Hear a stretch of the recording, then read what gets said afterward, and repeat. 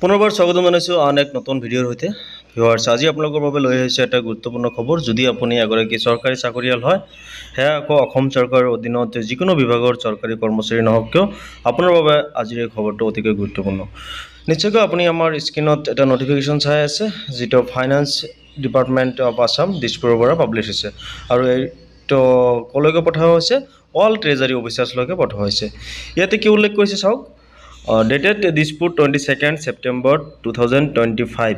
In view of the ensuing Durga Puja holidays, Treasury officers are hereby instructed to receive and pass bills relating to salary, including grants in aid salary, wages and pension for the month of September 2025 from 23rd September 2025. Repeat, 23rd September 2025 onwards, as per extant norms only.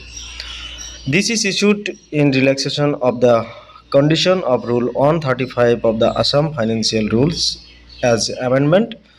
Message over.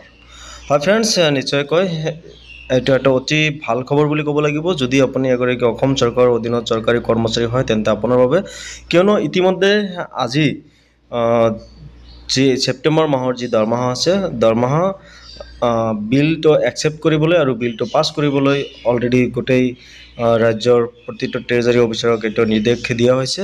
আৰু ইয়াৰ জৰিয়তে আপুনি কিন্তু নিশ্চিত যে দুৰ্গা পূজাৰ আগত, অৰ্থাৎ 28 তাৰিখৰ আগত কিন্তু আপুনি ছেপ্টেম্বৰ মাহৰ দৰমহা লাভ কৰিব। বন্ধুসকল, এনেকুৱা ধৰণৰ অতি গুৰুত্বপূৰ্ণ আপডেটসমূহ পাবলৈ আপুনি আমাৰ চেনেলটো ছাবস্ক্ৰাইব কৰক, লগতে ৰাইজৰ যি বেল আইকন আছে আপুনি বেল আইকনটো প্ৰেছ কৰক, যাতে আপুনি আমাৰ এটা আপডেটো মিছ নকৰে। ফ্ৰেণ্ডছ, থেংক ইউ ফৰ ৱাচিং অনছ এগেইন। Bye bye.